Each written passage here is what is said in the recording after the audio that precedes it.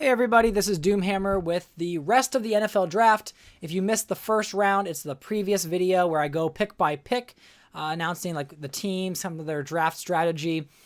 And then I also, in this video, I'll keep a slide up with the signings that they had if you missed any of those. But basically, we're going to go and break down each team, starting with the Chicago Bears.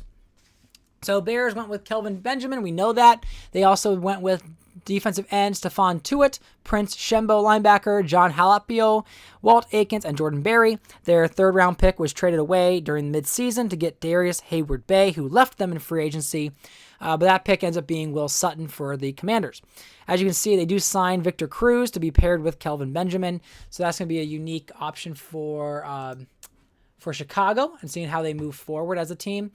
Jordan Berry, the kicker there. I mean, whenever I'm in the 7th round, I'm just trying to get through the round as quickly as possible. I do make every single pick, so I don't ever simulate. Moving on to the Bengals, we see Clowney was the number 1 pick, and then right after him was Derek Carr. So this was a very needed pick.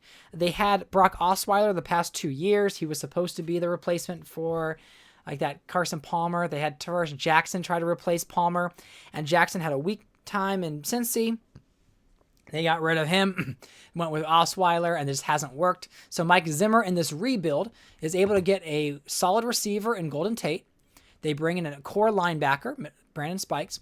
They have their quarterback, who may or may not start. We got Brady Quinn there that could be a competitor for the Bengals. I don't know if Brady Quinn will start or Christian Ponder will start or Carr will start. I'll have to make that decision at the start of the season. But they bring in their running back, Devontae Freeman, to be paired with Latavius Murray because they lost Noshawn Marino to free agency. But they bring in a linebacker, Layman Barrow. They have Brian Stork, Vinny Sansuri, and tight end Crockett Gilmore. They got that from a trade. This was the Brock Osweiler trade. They did give away their 7th round pick to Buffalo. I don't necessarily remember why they gave that pick up, but that pick ends up being Jonathan Newsome, but that's a 7th round pick. I don't think anybody cares.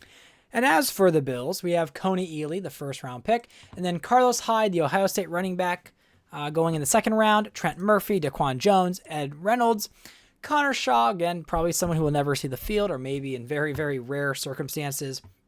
The traded pick, Jonathan Newsome, and we will see if he haunts the Bengals for trading that pick, and then a punter, Pat O'Donnell. So as we can see, a more modest draft here from the Bills. They get a running back, Carlos Hyde. They've got Javid Best coming from the Buccaneers. So they got dual running backs there. They have E.J. Manuel, and then behind him is Leftwich. So pretty decent opportunity here. I don't think there's any standout players drafted by Buffalo, but hey, some teams score and some teams just meh, and they're more of a meh draft.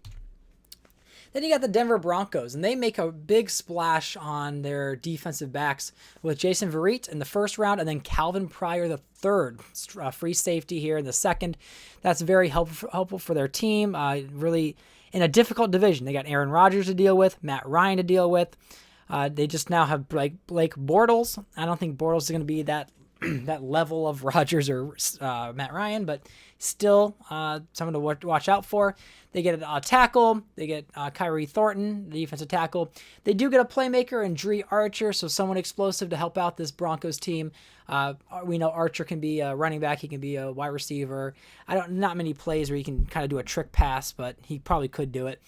Zach Fulton at guard, and then Zach Kerr. So a major boost there in their defensive backs, and then they get 2 DTs as well, and some O-line help. Then the Cleveland Browns. So again, they were really, really busy in free agency. They do bring in Justin Gilbert, and then just like the Broncos, they go with the free safety, Clinton Dix, come into Cleveland with the 2nd round pick. Then they traded for Andre Johnson, and he ended up being A.J. McCarron. That was their 3rd round pick that they got for Johnson. And then they traded for Troy Polamalu a few seasons ago, and they traded the future 5th round pick, and that became Bishop Sankey by the Seahawks. But they got Alfred Blue at running back, so that's joining Tim Hightower in Cleveland. Marquise Lee, a wide receiver, and so we'll see how Marquise Lee does. He was originally by the Jaguars, but Browns get him this reality.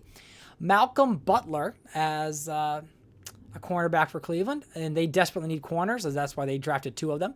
And then Robert Herron wide receiver there. So they really need a receiver help after letting a lot of receivers go, and they needed some cornerback help. And so this draft was about loading up on those positions.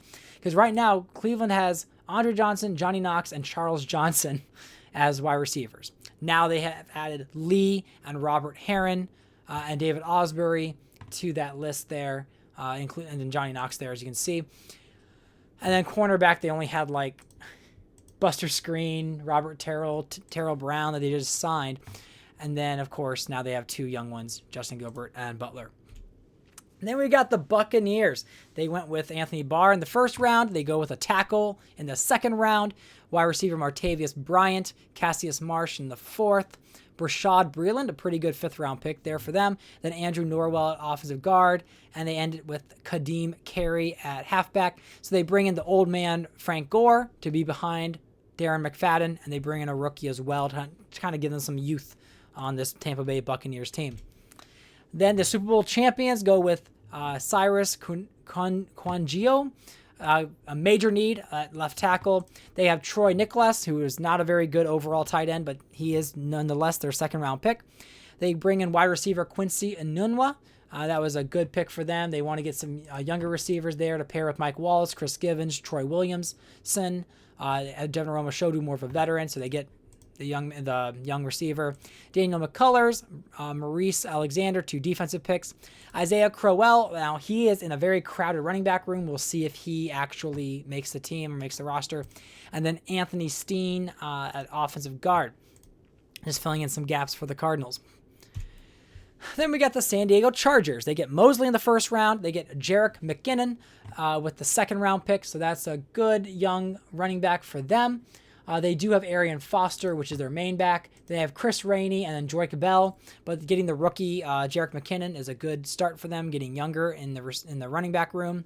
Billy Turner on offense, offensive line. They got Zach Moore on defensive line with Jimmy Staten, Ryan Carruthers, and then they have a quarterback like Bryn Renner to back up Aaron Rodgers. So between him and Levi Brown, we'll see which one gets the backup job. Maybe both of them will stay. We don't know.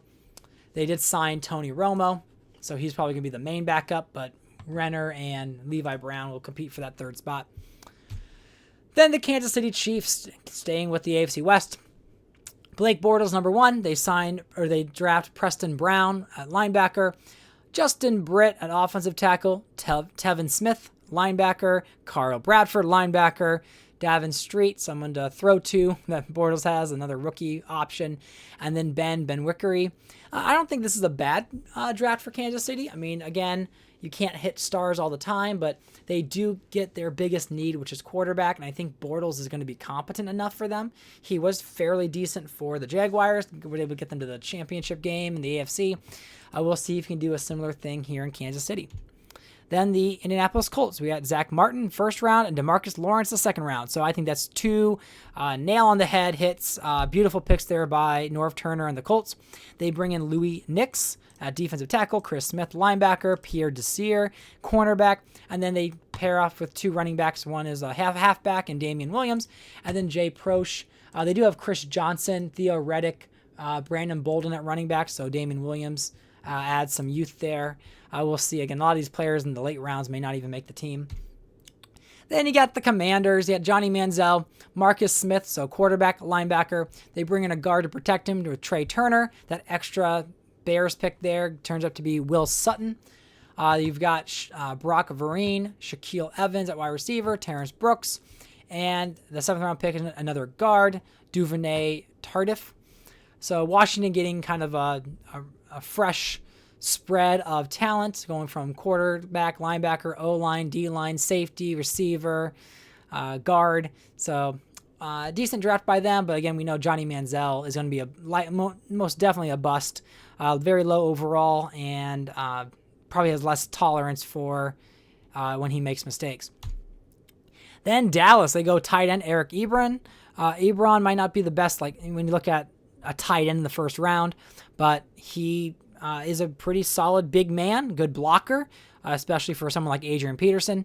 They go with Ego Ferguson in the second round, James White at running backs in the third. Aaron Murray's going to be a wash, we know that. Keyston Huff, a free safety, Devon Kennard, and then Cairo Santos. Actually, Santos is probably better than some of these later round picks. But Ebron's going to be a good tight end. Ego Ferguson is going to be a pretty solid defensive tackle. We may or may not see James White play for Dallas. I don't know. Because they do now have Deji Karim and they have Steve Slayton. He might not get as much playing time. But Dallas made a lot of great moves this offseason. They are in a position to maybe overstep the Eagles. Then they got the Miami Dolphins. Again, it's Jeremiah Atacho at linebacker, Dominic Easley, defensive tackle. And then they bring in a guard, a defensive end, Garrett Gilbert, and then Nate Freese. They did trade away their 6th-round pick to Pittsburgh. They get Matt Paradis based off that pick. But the Dolphins here, again, nothing spectacular with this draft. So sorry, Dolphins fans, but they do get some more, I like to call it infrastructure. That's like the D-line and the O-line, linebacker, stuff like that, that maybe not be the prettiest position, but stuff that you need. And then you got the Atlanta Falcons. So they got Rashid, I don't know how to pronounce his name, Hageman. And there's Jimmy Garoppolo going in the 2nd round. So Peyton Manning is super old, and they need to find a replacement for him, and that's what they're working on. So they got their partial replacement there with Manning, who's 38 years old. Jimmy Garoppolo is now moving in.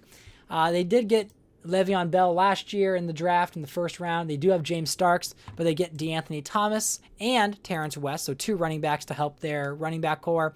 Travis Swanson at center. They bring in Aaron Colvin, Kari Fort, and Ricardo Allen, so 2 cornerbacks, 2 running backs. And then they have pretty spread out between a center, DT, linebacker. So decent haul here. I think this is a pretty solid draft for the Atlanta Falcons.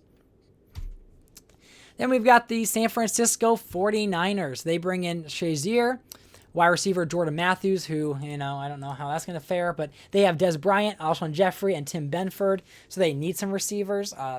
They did sign Roddy White. They had Jordan Matthews, and then they have a guard, Brandon Linder, O.T. Surliz, and then Keith McGill and Howard Jones, so a cornerback and a linebacker. They traded for MJD, Maurice Jones-Drew, and that ended up being Zach Mettenberger with Pittsburgh. So just an okay draft with them, but then again, they do pull in Ryan Shazier, and that could be enough to win this entire draft, depending on how his play ends up. Then the New York Giants, they're able to keep Odell Beckham Jr. They bring in, they traded away their 2nd-round pick for Mario Williams, and he chose not to stay with them. So that's rough because they were hoping to make the playoffs, and they ended up getting the 8th overall pick. So that pick became Devontae Adams with Seattle. So that's pretty rough because imagine Odell Beckham Jr. and Devontae Adams on the same team. That would be a great duo. But alas, they only get Beckham, and then 3rd round they get Kareem Martin, Chris Watt, Tavon Rooks, Colt Loyola, Jared Abbrederis, yeah, and Aaron Lynch. So they get some O-line, they got some D-line pass rushers, but 2 receivers, very much needed they only have 3 receivers, Quick, Paul, and Boyce, and now they bring in Odell Beckham and Jared Abbrederis, whatever his name is. And then we go to the next team, which is the Jaguars. They got Greg Robinson. They've got Allen Robinson. So they had 2 Robinsons in the first 2 picks. But Allen Robinson, so Jaguars fans, you're welcome. Got him on your team again. Phillip Gaines, cornerback. Tight end Richard Rodgers. David Yankee at guard. Nate Burhey. And then Brian Witzman there in the 7th round. Again, not a stellar draft, but, you get Allen Robinson out of it. You get 2 guards and Greg Robinson, who could be an anchor tackle for many years. Then the New York Jets, Darqueze Dennard, cornerback. They bring in Scott Crichton. He's probably not going to pan out as defensive end. Dante Moncrief, they get a receiver. They get Russell Bodine at center. They get Jeff Wells at tackle, cornerback TJ Carey, and then Stephen Morris in the 7th round. So nothing spectacular with this draft either, but hopefully their cornerback, Darqueze Dennard, can be the man for them. Then we've got the Lions, Jimmy Ward with the 1st-round pick, Tim Jernigan, 2nd, so safety, defensive tackle. Then they go Lachey Seastrunk. He will be lucky to see the field. But they have Reggie Bush, Jaquez Rogers, so maybe he might get some snaps. Caron Reed, defensive tackle. Corey Linsley at center, and then they have 2 cornerbacks, Brandon Dixon and Bennett Jackson. Again, when you look at corners, you never have enough. So if they end up on practice squad, They can be picked up at any moment. Then also in the NFC North, you've got the Packers, who really solidify their defense even more. Aaron Donald with Ware and Von Miller is just crazy. Then they got LaMarcus Joyner, very valuable pick there. They needed the safety. They had Usama Young and Markel Martin, so adding him is great. They add a receiver. Cody Latimer is not probably going to be the replacement they hope, but they do sign James Jones again. I think in an older video, he was with the Packers, then he went to the 49ers, then he's back with the Packers. They bring in Taj Boyd in the 4th round. He'll be lucky to make the team. But then again, with a team with Eli Manning and Matt McGloin and Brock Osweiler, we'll see. Maybe he might get a chance to play some of this season if Osweiler and Eli Manning suck. Then Cyril Richardson and Ike and Nkapali, defensive end there. But Cyril Richardson, I know he's a pretty solid 5th round pick. There's that Osweiler trade. Crockett Gilmore was who they ended up giving up. Oops. Then we got the Panthers. Jeremy Hill, running back. D. Ford, a pass rusher in the 2nd round. Kevin Pierre-Louis, linebacker. Again, you can never have enough linebackers in my league. Cameron Brate, tight end. Dante Johnson and E.J. Gaines, 2 cornerbacks. And then Chandler Catanzaro. So good selection there by the Panthers. They got the running back, pass rusher. They've helped up on defense mostly. Cameron Brate, I think, is a better tight end than people give him credit for. So we'll see how he does with the Carolina Panthers. And of course, Clay Matthews, that's their biggest offseason acquisition. Getting him is just insane. He was with the Falcons before, and well, now he's in the division rival. Now the Patriots, I think the Patriots slayed at this draft. I mean, even just the first 2 picks. Jake Matthews at tackle, they have desperate need. They lose Andre Johnson in the trade where they pick up that 3rd round pick, which ended up being A.J. McCarron. So kind of the potential quarterback of the future. They don't get Garoppolo because he went in the 2nd round, but they do get A.J. McCarron. But Jarvis Landry, very, very needed. This team has Brandon Tate, who's pretty good, and that's it. They've got Patrick Turner, Devon Wiley, Justin Brown, Chris Hogan. Not great. So adding Jarvis Landry is going to be a very important Patriot for New England. Christian Kirksey, I know he went to Cleveland in real life, but they get a linebacker. They get Justin Ellis, defensive tackle, Luke Baranico, center, and then Chris Boswell. Their 5th round pick to the Ravens. I forget what that was for, but Dexter McDougal was the Raven pick. Then you got the AFC Champions getting 2 O-linemen in the first 2 picks, 3 O-linemen total. So Morgan Moses at offensive tackle. They're really going to be solidified there in the O-line. They got Kadeem Edwards as some depth. Storm Johnson, Trey Boston, running back, free safety. Keith Wenning, which again, he might be the backup for Matt Ryan, but right now it's Ryan, Palmer, and then the rookie Wenning. And then Anthony Ferreira, I don't even think he'll make the roster because they do have Graham Gano, and I'm going to trust Gano as opposed to some random rookie. Then you got the St. Louis Rams. They got Kyle Fuller. Then Jace Amaro at tight end. Again, he went to the Jets in real life, but he's probably not going to pan out too great. Desmond Southward, strong safety. Logan Thomas, quarterback. Anthony Hitchens, linebacker. James Hurst, offensive tackle. And then Nevin Lawson, the St. Louis Rams. But right here, we've got, like, with with Jace Amaro, tight ends are also very rare to find good tight ends. So they got Dennis Pitta. They have a rookie in Jace Amaro. We'll see how he progresses in his career. Then we've got the Ravens. Ravens. They get Khalil Mack, and then they get Austin Safarian Jenkins. So they're big tight end, great pass rusher. They get offensive guard Spencer Long, David Fales, who, again, a quarterback that will probably never see the field. Dexter McDougal with that pick they acquired from the I forget where they acquired. There's the Patriots. And then Bruce Ellington, wide receiver, and Gary Gilliam. They trade away their 4th round pick to Seattle, and they get Cameron Fleming. The Seattle Seahawks do, so good offensive tackle selection there. That probably would have been a good pick for Baltimore, but that's what happens when you trade. Then the Saints got Sammy Watkins and Paul Richardson. So the Saints needed some options, some weapons for Geno, and they go out and get it. So they do have Deion Butler, who has 99 acceleration, very fast. Mark Mariani, they signed from the New England Patriots. And then it's downhill from there. Clyde Gates, 66 overall. Ace Sanders, 62. Tim Toon, 62. So they got 2 wide receivers, Sammy Watkins and Paul Richardson. They're able to get a DT. Jay Bromley, another defensive lineman. Will Clark, another defensive player. Jeremiah George. defensive back Keith Reesers, and then offensive guard John Urschel. Then we got Mike Evans with the Seahawks. Then Joel Bitonio, offensive guard. Great pick there. Love the guy. I'm a Browns fan. Would have been great for Cleveland to get him, but of course I try to go BPA, and Seattle needed a guard, and Joel Bitonio fits that perfectly.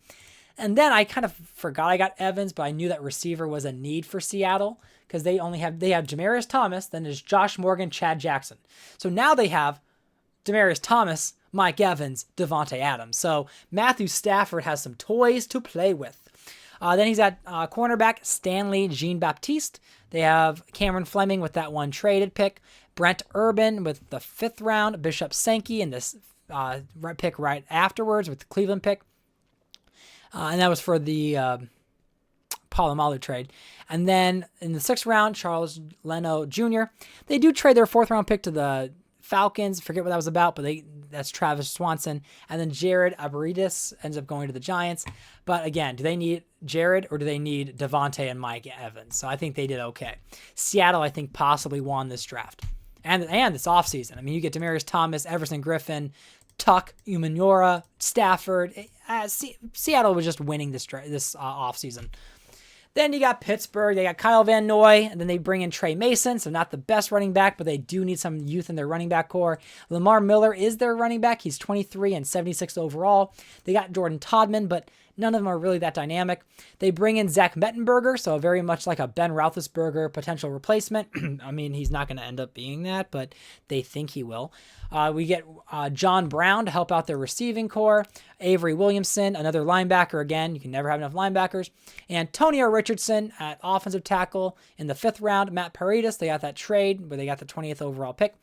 Then 629, they get Tyler Shatley at offensive guard. And then Cody Mandel, the punter. Then Houston, the Texans get Taylor Lewan. They also get Bradley Roby, who slips from the 1st round, Ohio State cornerback. Really good for them. I mean, Houston getting a top 1st round talent there in the 2nd round at corner. Then they kind of blow it with the 3rd round, getting Tom Savage. They're currently running with Mark Sanchez at quarterback, so they're going to take a shot there for maybe a replacement because it's not going to be Nathan Enderle or Colin Klein or Mike Scott. Well, it could be Mike Scott, The Office. Anyway, Tom Savage comes there to Houston. Not going to pan out, we know. Cornerback Jalen Watkins, and then Trey Burton, a tight end. Not bad there. They do get Alan Hearns. So that was another good late round pick. And then Jeffrey Pagan. So again, Roby, Lewan, Hearns, even Trey Burton, some decent picks there for the Texans. They almost did better with some of the late round picks there, with the exception of Tom Savage. Titans going with Deion Buchanan, strong safety. Jawan James, a tackle. CJ Fedorowicz, forget how to say his name. Tight end. They get Kevin Norwood at wide receiver. Dakota Dozier, maybe. Taylor Hart at defensive end. And Cody Parkey, the kicker. So that is our Tennessee Titans. And then the last team we're picking for was the Minnesota Vikings with Brandon Cooks, Weston Richburg, Chris Borland. Again, you can never have enough linebackers. Kevin Pamphile, Lorenzo Taliaferro at fullback, Andrew Jackson, former president Andrew Jackson, and then Anton Exum. So right here, again, I think Seattle has really won the offseason. But yeah, if you wouldn't mind, let me know who you think won the draft. You can make it in the comments, or I know I'm on Discord with the Madden franchise community. But yeah, let me know what you think. I hope you like this video. We'll be getting to some season videos very shortly as we prepare for the 2014-2015 season.